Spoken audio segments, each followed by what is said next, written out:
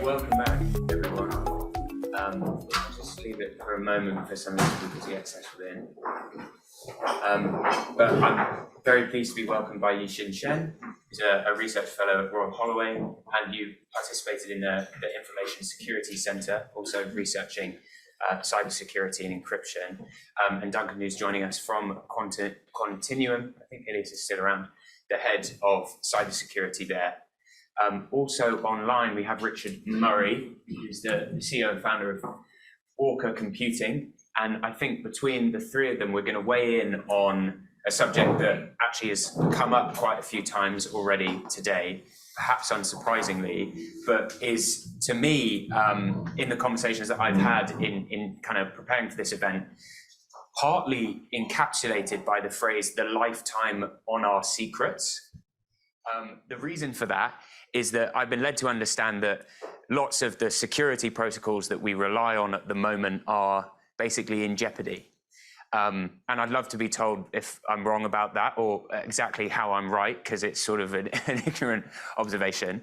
And to get into something that Elias mentioned before, which is the timing and the nature of impacts on the things that we really care about. And I think we probably all agree here in the room, privacy is something that we really care about. The security of data, given over the past 20 years or so, we've been just funneling it into the digital space. And I certainly am, and I imagine other people here are increasingly concerned about what can happen to that data.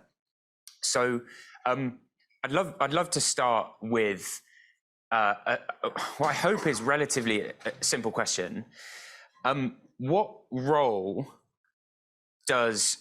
might quantum play in disrupting the current security space that we've gotten used to? And I don't know, Yixin, could I put that to you in the context of some of the work, that, like the actual research and study that you've been doing?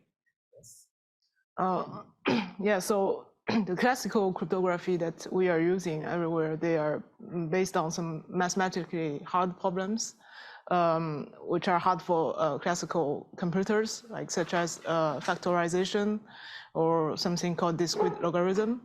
But then since 1994, Peter Shor came up with a quantum algorithm, which can solve these problems very efficiently.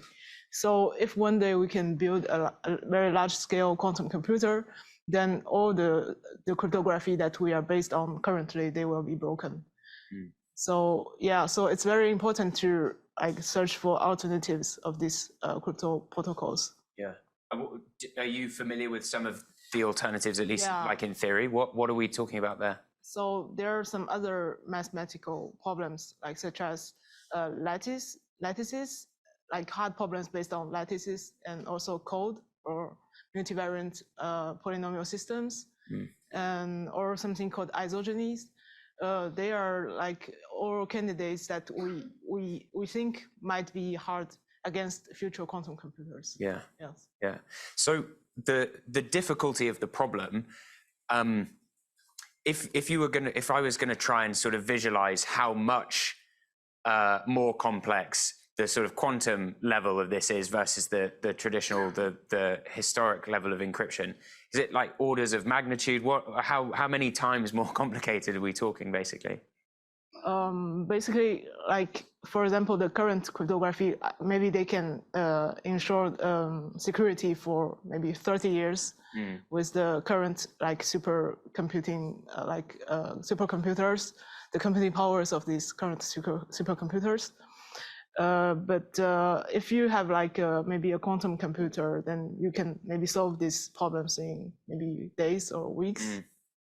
But then if we use these alternatives, then even for these quantum computers, they cannot, they still need like maybe 30 years to solve them. Right. Maybe a bit faster than the classical ones, but still a lot of years. Yeah.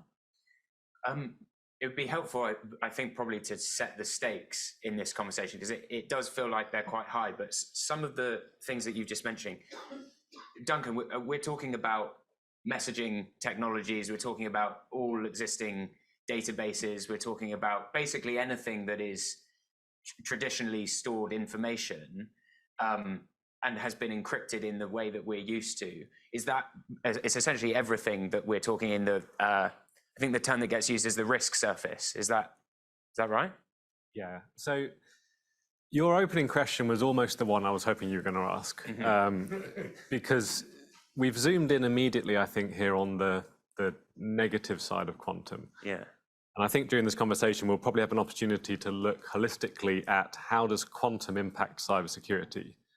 And I think in whether it's 10 years' time or 15 years' time, we'll look back and actually see that quantum has positively affected cyber systems. But you're right, for the next decade or so, we've got a big headache on our hands. And that relates to this risk, this certainty that quantum computers will unpick the encryption that we use today. And you're right, this stuff is now all pervasive. When I started working in cybersecurity, which was probably around 15 years ago, security was still something that you layered on afterwards if you had enough time and budget and inclination. And we've moved well beyond that now to a world where security is demanded in every industry. And in some industries in particular, whether it's government data or whether it's in healthcare, where people are passing around personal data that has a lifespan measured in decades, we rely incredibly heavily on encryption to keep our data safe. And the risk that we have, and the reason why this is such a hot topic at the moment, is that the threat that emerges from quantum computing is one that can occur retrospectively. So if somebody records some information that is sent today, perhaps you can tell from where it came from and where it went to that this is probably a juicy bit of information from the White House heading across to, the embassy in Iran or something. That's interesting. You can record that today because the way we built the internet, we didn't put a lot of effort into making sure that people can't tap into the encrypted information that's flying around because it's encrypted. Knowing that somebody can slurp that and process it at their leisure in 10 years' time when they have a powerful enough quantum computer to do it is what's motivating people like the US government to put out extremely clear mandates to their agencies that says, this is a threat you have to take seriously. And more than that, there's a deadline May next year. You need to report back to the mothership and explain what you're doing about this because it's existential in nature. So I'll just say again, please raise your hand, just catch my eye if you want to say anything and weigh in. I'd love to just stick on that point, and I'll bring Richard Murray in on this as well. Could you just gloss the positive side for us? Because that's the US to the Kremlin stuff and our kind of personal data. You're right, there's a rabbit hole there of how bad this could possibly get. But what does the contribution of quantum technology to security in cyberspace look like? Okay, so I'll answer that generically, then I'll zoom in on an example that I care deeply about. So in cybersecurity systems today, we tend to rely on things being secure because stuff is complicated to break. So the algorithms that we use today, we know how to break them. We're just comfortable that it takes too long. It's complex to execute these attacks. The risk here is that you're only some bright idea away from that 30-year problem being a 10-minute problem. So we saw earlier this year that one of the candidates that could have been an algorithm to help make us quantum safe was dramatically broken pretty much overnight. A paper appeared and the title of it was something like how to break, the name of this algorithm in one weekend on a laptop. And it demonstrates how when we bet against human ingenuity, we're always taking some kind of risk. What we can do with quantum cybersecurity in a positive way is we can take bits of our cybersecurity systems and we can say, I'm going to eliminate actually all the risks in this particular area because I'm going to build a system that to break this system, you don't just have to have a really good idea. You have to violate the way that the universe works according to our current understanding. And cybersecurity is all about risk management. It's all about taking risks off the table And in governments, in healthcare, in finance, there is an understanding that the most sensitive data demands the best possible protection. And with quantum technology emerging, we're able to start concretely taking risks off the table for good. And the specific example I'll zoom in on, because it's what my team works on and what Ilias alluded to earlier, is around the cryptographic keys themselves. So if you imagine that we're sharing some sensitive information, and what we're doing digitally is pretty similar to the concept of getting a box, stuffing some interesting things in it, putting a padlock on it, and putting it in the post to you. The question then becomes, how does one get inside the box when you're not Luke? And there's two things you can do. You can try and figure out how the padlock works and break into that. And that's the sort of algorithmic side of things. What's even easier is if you can figure out what the key is. Like if somebody figured out what your front door key is, they just open the door and rob all your possessions. With quantum cybersecurity now, we can use entanglement and these interesting properties of quantum to generate cryptographic keys where you can't do that anymore, where it is fundamentally unpredictable. You could have the biggest quantum computer in the world and you still wouldn't have a clue what these keys look like. And that's just one example of how you can layer technologies on top of each other, newer algorithms, newer quantum technology, and end up stronger than you were before. Yeah. Could we just check, George, whether Richard is able to unmute himself and bring him in? Oh, brilliant. Okay, so Richard, I gather you've got something to say on this. Just a few things. I mean, it's a really interesting discussion. I suppose coming from the perspective of a company that builds quantum computers, I think it is important to say that the quantum computers that are necessary to break encryption. Can you hear me okay? Is it? Yes, yeah. Okay. The quantum computers that are necessary to do this breaking of encryption, they're not the type of quantum computers which I believe are going to be around very soon. So, the threat from the quantum computing side of things is quite long term. You probably need a system that's in excess of 1 million qubits, and bearing in mind that we have sort of systems that are at best a few hundred qubits at the moment. As far as we believe, of course, we don't quite know, but as far as we believe, there's a gap between the computer that you need to do this breaking of encryption and the one we have today. That's not to say that anything that Duncan said isn't true. Of course, if you worry about, your secrets being secure for a long period of time, quantum computers are improving rapidly. So you've got to protect yourself against that future risk. But bearing all that in mind, I think it's important to bring in the sort of maybe the less sophisticated threats that we should all worry about, because sort of the brute force attack on the encryption algorithms themselves is one thing, but for you and I, people on the street who aren't operating at a very high level of security, speaking for myself, the biggest risk I pose is someone guessing my password. And that's probably true for most of us. The threat levels that Duncan mentioned are true.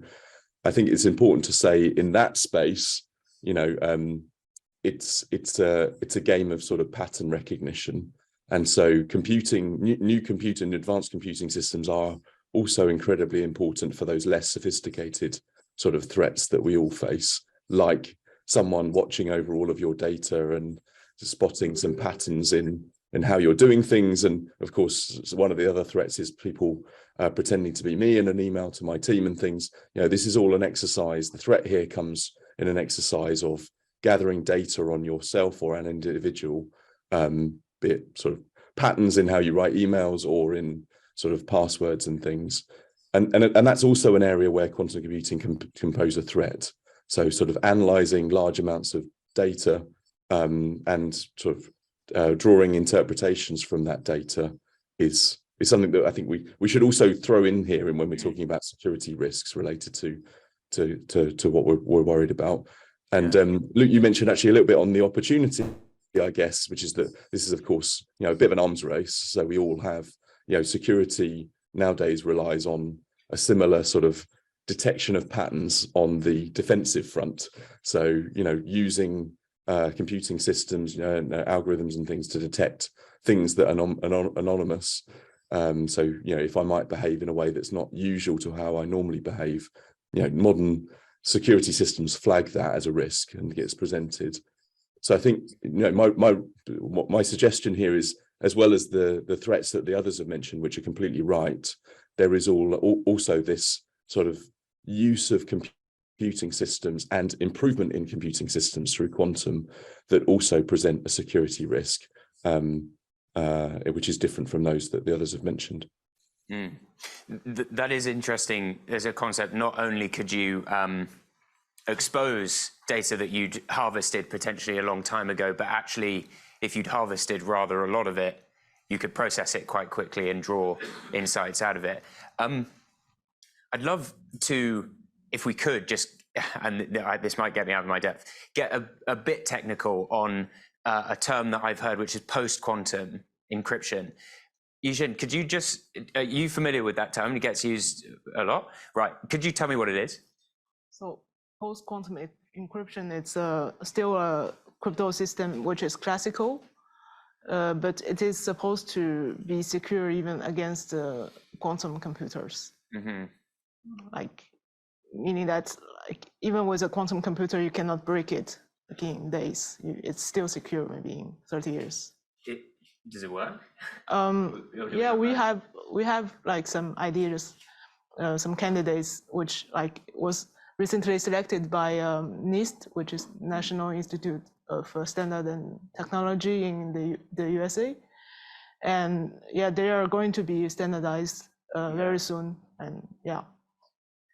And so, why does that type of approach exist? Do you think the idea of using the traditional computing methods to try and, if I'm understanding it right, defend against the incoming quantum methods? Is it a matter of cost? Like, yeah, because our like communication, everything is classical. So all the data that we are sending are classical. So we need, like, not everybody will have a quantum computer in the next like near-term future. So the idea is that we still do encryption in a classical way, but in the case where some entity has some like large-scale quantum computer, but you can still be protected against them. Yeah. So yeah, that's the idea. How serious? The question that comes to mind from that is, how serious do you think the sort of inequality in the distribution of quantum computing infrastructure, and I'm thinking sort of internationally here, we do a piece of work for our AI benchmarking ranking tool that looks at supercomputers, non-distributed supercomputers, of course, traditional, and you see in that data set just how clustered they are. And there are some countries that have no access to them. And so is there a similar sort of distribution problem here with quantum infrastructure, and how does that sort of impinge on the security side of things? Are we looking at a world where we've got some really sophisticated attackers and gatekeepers and then others who are essentially just not in the game? So I think the reassuring thing is that the efforts that are underway to create these quantum safe algorithms are very open and democratized and freely available.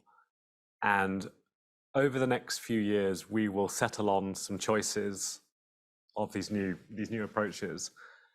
They will be standardized. You'll be able to go to a website somewhere, download a description of exactly how to implement this thing. And in fact, you won't implement it probably. You'll get it from Microsoft or from open source or something like that. So the defenses against the threat of quantum will be readily available, and the global community will benefit from that. You're correct that there will be clusters of quantum capability around the world. And that will have huge ramifications because countries with early and easy access to quantum technology will see all the benefits, sooner than others, and so there is a huge risk of, a widening of economic gaps between the richer countries and the poorer countries. From a cyber perspective, that's also concerning because we can only assume, we see some of what emerges from countries like China in terms of the research they're doing and what they choose to publish. We also don't see the stuff they don't choose to publish. And I know that governments think about this very seriously. They know that at some point we will have if you think back in World War II, there was a moment where we couldn't break Enigma, and then we could. And then it became a game of how do you manage carefully the fact that you know stuff that you shouldn't know, and what do you choose to unpick and understand and read about, and how do you act on that? And there was all these things like, you decode a message that says a ship's going this way, and then you quickly artificially send a spotter plane to just the right place so that it can spot the ship, so that you can sink the ship. So there may come a moment where a government somewhere gets there first.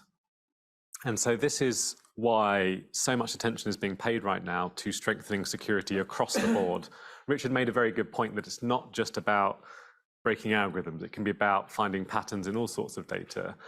And so there is an urgency now that I've not seen so far in my career to defend against this technology and also to adopt it, because we've seen, that there was a war this year, in case you didn't notice, that started in the cyber realm. In fact, one could argue it started in 2014 in the cyber realm, and that's how wars will be fought going forward. And all of this means that there's an urgency now that we've not seen before. And whilst some defenses will be democratized and globally available, the quantum technology itself will likely reside in bases of power, and that will impact things, I think, in the years ahead. Doug, can I just ask you a question about this?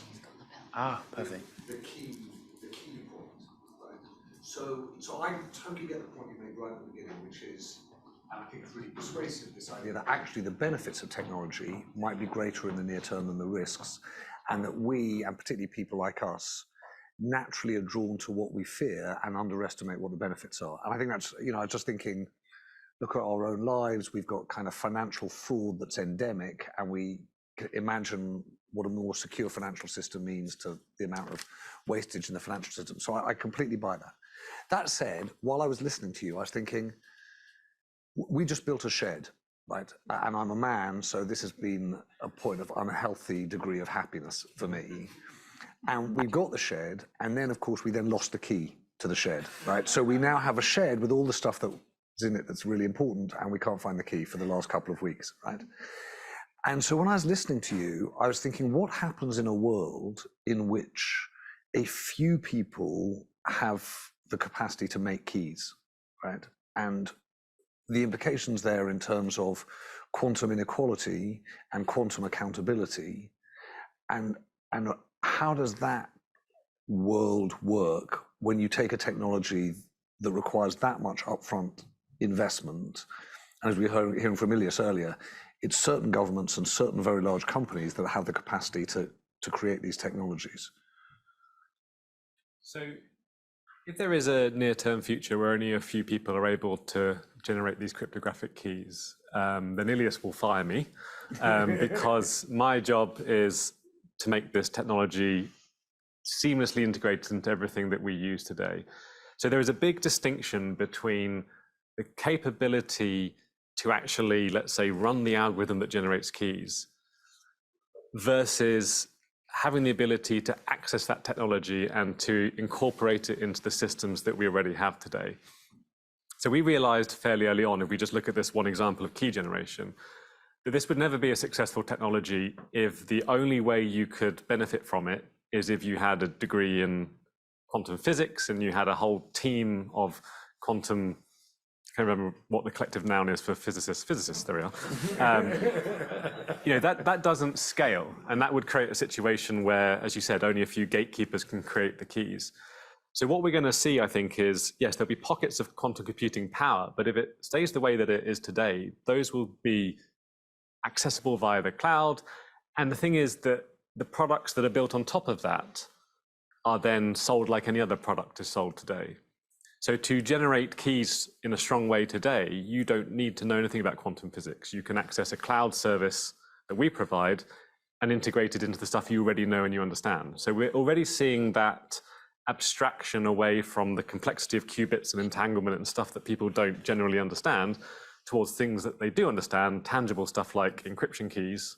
Well, that's tangible to me. Maybe it's still a bit abstract, but encryption keys that can go into systems that people have already invested in. I'm left wondering from that. would the person in the Pentagon who sent the wire to the Kremlin feel the same way? Sorry, can we just we can be really, really factual. We don't have to arm wave. We do not have to use euphemisms. We don't have to be theoretical. So let's forget about whether, a scalable quantum computer, by the way, we talked about language earlier. So when somebody's talking about millions of qubits, another person might be talking about thousands, right? This is a stark example of language earlier on. So let's forget about all of that. Let's talk about reality. Let's talk about reality. As we sit here today, there are two things which are absolutely real. And this is indisputable. There's no question about this. We can debate at the margin.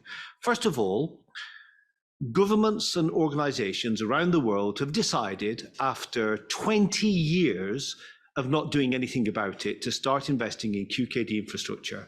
And the young scientists from Royal Holloway will tell you what that is.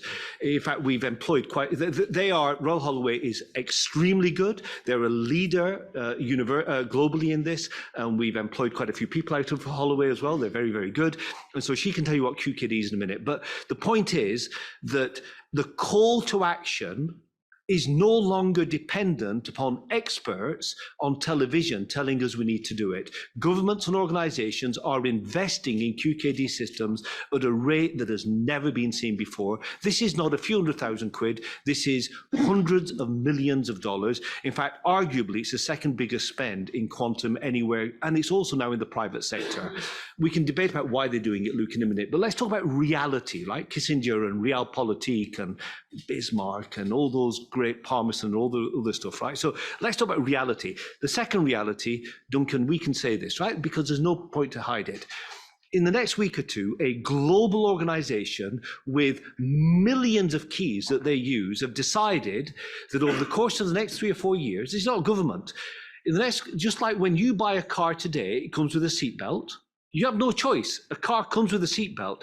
In the next 3 or 4 years, keys will be ceded non-deterministically. It doesn't matter what anybody's saying. This is a reality. And a large global organization has taken the plunge. And in fact, another one will, and another one will. And in fact, governments are as well. We don't have to talk about speculation as to whether we're 1 year away or 15 years away from a quantum computer that's scalable. Why? We can't take the risk that we wake up tomorrow and it exists. And the other point, which the Holloway scientists, forgive me, can't remember the name. What was your name? Yushin. So if you have these deterministic algorithms that are post-quantum, right, and we can swear blind that we think they work, history over the last 50 years tells us they last about a week. We know that already, and we might, with every fiber, be convinced that they're really good. When these technologies come, nobody knows how we will use them. A quantum computer that might not be fully scalable, but might be still very powerful in 3 or 4 years' time. You and I, nobody here in this room knows how it will be used and what applications will be. I had no idea that I'd be sending emails on my telephone. We just don't know. And that is why organizations are acting today. But it's why should I not be worried, even if the application gets distributed, that essentially the technology, the know-how is concentrated in very few hands? I wasn't addressing that question. I was more focused on encouraging my young colleague Duncan not to talk in euphemisms. I think we can be very real here. These things are being purchased today. We worked with the Inter-American Development Bank to protect their system, their distributed ledger, from, and it's in production today. My point is, you get your global organization that announces and I'm like, okay, that's amazing.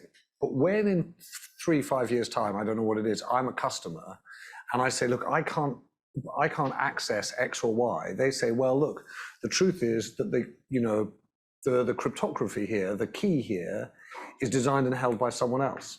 That's the question I have, is how do we make that system accountable and fair? Do you mean quantum, or do you mean just the keys at the moment? Because the keys are not quantum. No, well, the key's not quantum. The point that both of these people made is that we live in a classical world, and until you get to QKD, when information itself is quantum, we have to have classical examples. I'll stop now. Sorry, I was making a bigger point. I just want. Well, I'm talking about today. Yeah, yeah. We've got a few people in the room, but would you, Peter, just explain? Said that you might.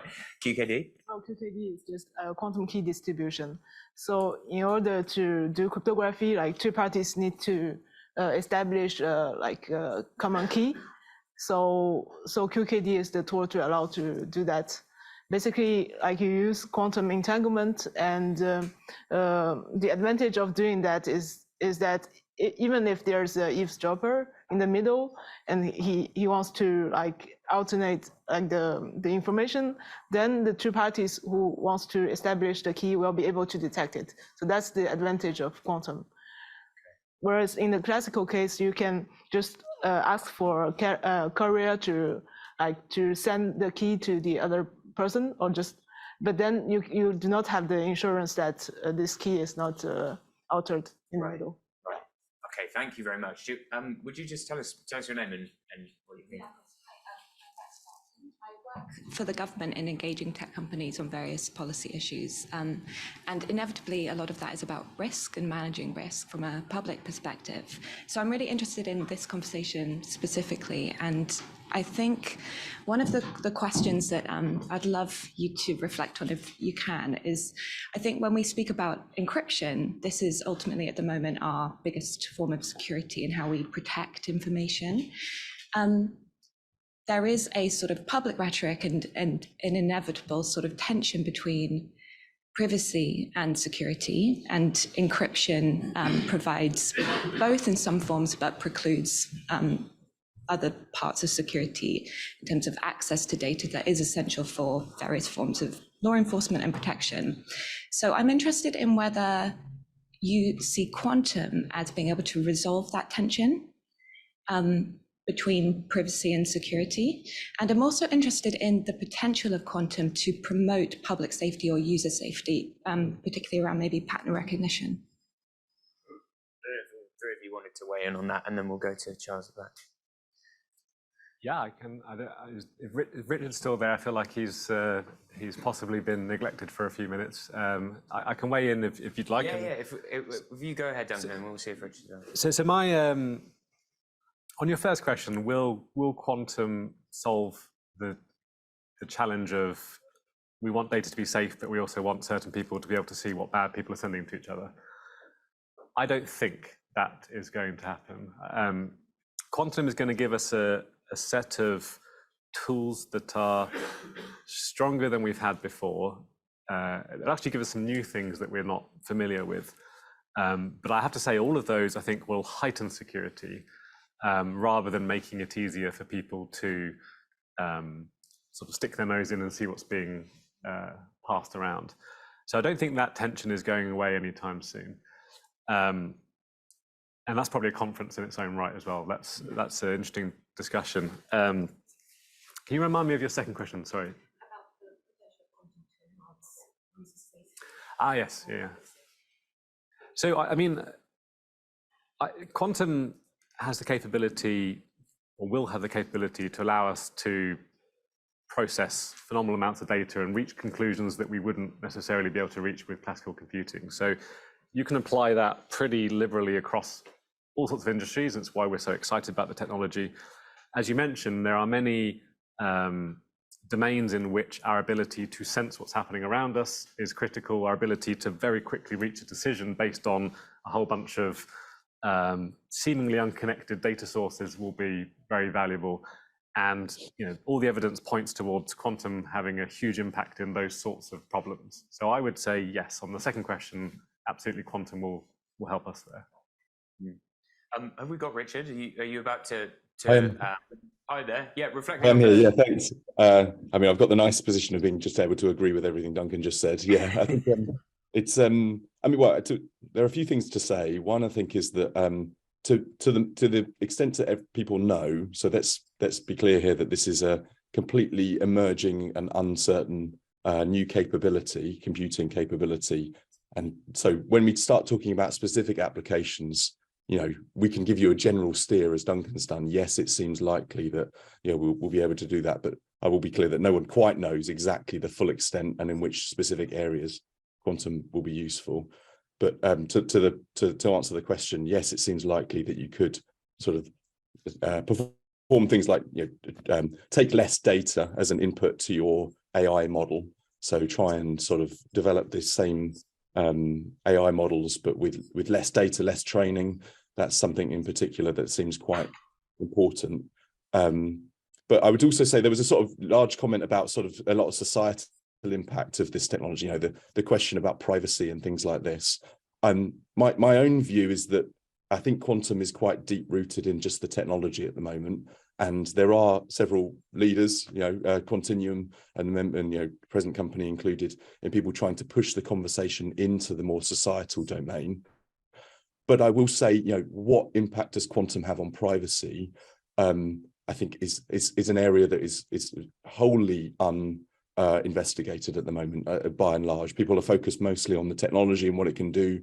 I think some of these large and important societal questions haven't been resourced, and well, as I said, are beginning to be, but haven't been resourced largely as much as I think to be, to really give a good answer to that question in a way that otherwise what I could say is just crudely, it's not that different from our existing conversations around privacy and how it relates to AI. Of course, it's not that simple, but I will say, in my opinion, the nuance in how quantum specifically is different from AI in addressing privacy concerns is still a bit of an unexplored question at the moment, which, of course, present company excluded, we are looking to sort of move on and start looking at in more detail. Yeah, thank you, Richard. Do you want to weigh in? Yeah, certainly. Hi, Charlie Palmer. I suppose one of the challenges with technology is the speed at which different technologies unfold, and I'd be interested in your views on how I suppose the transition to the edge. So quantum computing obviously is evolving relatively quickly. It's going to be, but it'll be much slower than the move to an awful lot of edge computing, whether it's drones in war zones, whether it's by industrial IoT, et cetera, et cetera. How do you deal with that transfer at a time where perhaps you're going to need to try and put more and more compute onto ever thinner edge devices? And how does that work in your mind in terms of the speed at which you can secure these things? Because it just strikes me that by the time we've got quantum at scale, you're going to have literally billions of devices that are connected. How do you see those two trends unfolding? I think, for example, for the algorithms that NIST has selected as quantum post-quantum standards, they have developed a time scale. Like, for example, they said that maybe at 2030 they are going to change everything that they are using to post-quantum, for example. And that would be across many of the devices. So it's a really good observation, a sort of distributed digital sphere and drones and autonomous vehicles and robotics and things. That stuff is sort of captive by the type of security that post-quantum encryption could bring. Could I? In a world where there's lots and lots of, where one of the issues around privacy, to go back to the previous questions, I mean, is actually if you don't move data around, but you move the compute to where the data is, then that's obviously a way around some of the privacy concerns. But it just strikes me that as there's going to be tension between these two different dynamics, and one's going to evolve much more quickly than the other. Can I come in and? Yeah, go ahead, Duncan. I think that was Richard. So to give a concrete example, Ilias alluded to a large deployment of our technology that's moments away from happening. And behind the scenes there, what's going to be happening is that quantum computing hardened cryptographic keys are going to end up in a lot of devices that ultimately power critical national infrastructure that fly over our heads, that potentially are, embedded into even military equipment eventually. So we are, I think, now on the cusp of seeing this technology in the field and in practical use. The algorithms that are being developed as part of the overall solution of how do you be quantum safe have been designed with IoT in mind, because we know that's the world we live in now. So an algorithm isn't helpful if it can't run on a tiny little microprocessor in some sort of distant edge device.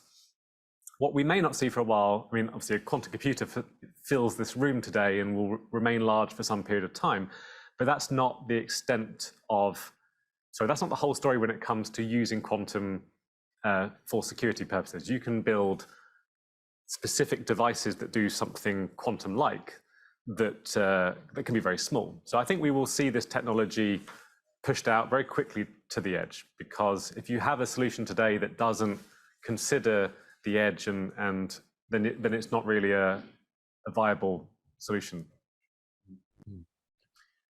Richard, yeah, there are a few. Yeah. I think it's a really good question, because I think it highlights several things which are important to understand. I mean, first, actually, I'm not a provider of quantum post-quantum cryptography, but I do believe it's a point that one of the challenges with these new methods of encryption, so post-quantum encryption, I think one of the challenges is it's a more complex algorithm. So you've moved to a more mathematically complicated thing to hack. And one of the challenges, I believe, is that requires a much greater degree of computing power. So if you, I'm sure one of the experts, one of the other people on the panel could actually confirm or deny that. But of course, for edge devices, that presents a problem. So if you have sort of drones that want to send encrypted data, you know, if you're needing to have a sort of sizable more sizable computer in order to perform your cryptography on that drone, that provides you with several pretty hard challenges, of course, which people are looking to overcome. But there is that trade-off between greater strength encryption, largely, there are some exceptions, so more rigorous encryption and greater computing power and the difficulties that comes with. I wanted to maybe take the opportunity to just mention something about the quantum computing space, and just that Duncan alluded to it slightly, that one of the challenges at the moment is quantum computers are all pretty big and expensive, which lends itself mostly to imagining quite centralized models of compute. So most providers imagine a world where you have just one very expensive, I mean, think sort of multi-tens of millions of dollars system sort of located just in one place, and people will port access. You know, that's good for many things. Of course, some of the groundbreaking things we're talking about, no one cares where the system is if you're looking to develop a new molecule or new drug. But for certain things like you just mentioned, you know, drones and other devices, that doesn't work so well. You know, a quick plug, AUKUS sort of what we're trying to do in our company is sort of try and change that, just because our technology is somewhat different. We can open up, we can imagine applications outside of that. So sort of more edge compute type situations, and several of our customers, that's sort of of interest to them. So that's a space which we're exploring. But otherwise, it's sort of an interesting dynamic to watch in terms of this idea about centralized compute. Yeah, thank you so much, Richard. We've got two people in the room who'd love to comment, but we're really running short of time. So I'd love to hear what you've got to say, both of you, and then we'll wrap up. All right, Stuart Woods, Oxford Instruments. I was wondering if you could comment on, obviously, as we start to evolve, moving data around depends upon a quantum network, and the importance thereof, a quantum network versus particularly for QKD, and that is a dependency that we still have to address. I mean, obviously there's activities now in the US around creating a quantum network. There's nothing going on here in the UK. What are your thoughts on the importance of a quantum network? I think, we talked earlier about language, and I think one of the phrases that means slightly different things to different people, but I believe we're converging on a consensus, is the quantum internet. And to achieve, I think, what we want to achieve from a security perspective, but also generally from a compute perspective, we will need the ability to link together quantum computers seamlessly around the world. We need to be able to share entanglement and quantum states at great distance. So I think the way I see this is, I think QKD is just one step in that direction, and there are many steps on that journey towards having that capability. And there are big challenges that we still need to solve. So as an example, today, if you want to do even QKD, you need to be physically connected to somebody with a piece of fiber, or you need to trust a satellite in orbit. Or I need a briefcase with an entangled photon that's battery powered that I bring to you. Exactly, yeah. So there are a lot of problems that we need to solve in this space before we'll get there. But I think we ultimately do need to get there. And this will bring along the way a whole bunch of new capabilities that we haven't even considered. One example that we're quite excited about is this idea of quantum tokens. So, if you have the ability to exchange quantum states with each other, and quantum has all these fantastic properties like you can't clone a quantum state. Well, if you can't clone something, that's a really, really useful ingredient in cybersecurity and in finance. That is the definition of money, something that I have until I give it to you and then you have it. So I think we will get to a quantum internet, and I think along the way we're going to see these really interesting milestones, and QKD is probably the first step down that path. Tremendous. Please tell us what you think. My question was based on that as well. It's just about, and I know this might be slightly down the road, but what is the prediction and what is the research that's going into quantum computing and blockchain technologies and the likes, and what is the overlap that you are seeing today in this area? That one as well, if we want. Yeah, if we do a whip round and then I'll throw out to finish. So very briefly, as Ilias alluded to, this is an area that we've given some thought to, and we've done some work in this. So blockchain relies incredibly heavily on these vulnerable algorithms. So in general, all blockchain systems, whether they're cryptocurrencies or private systems, maintained for supply chain optimization or something like that, they will need to transition to stronger keys and stronger algorithms. But actually, that technology is not the worst affected, I don't think. As long as you make the transition just in time, then all the history of your data is relatively safe, because blockchain is more about integrity of data than it is about confidentiality. And very briefly, I think there is some research underway as to whether we can actually create new consensus algorithms using quantum technology, but that's fairly early days. Amazing. Thank you so much to Yixin, to Duncan, and to Richard for weighing in, and everybody else. We're going to do a really quick change around whilst we do some microphones and stuff, but I've very unkindly eaten into your time changing. So we'll do that. Stick around, please, for the rest of the session. Thank you so much.